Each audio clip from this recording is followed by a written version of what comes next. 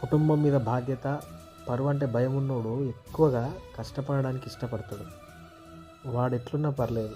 కుటుంబం బాగుండాలనుకుంటాడు. డే లేదు, నైట్ లేదు. డే అండ్ నైట్ కష్టపడుతూనే ఉంటాడు. కొట్లాటలకు దూరం ఉంటాడు. కోరికలకు చంపుకుంటాడు. వాని కష్టాన్ని వాడు చేసే కష్టాన్నే బంధువులు, ఫంక్షన్లు అన్నీ అదే అనుకుంటాడు.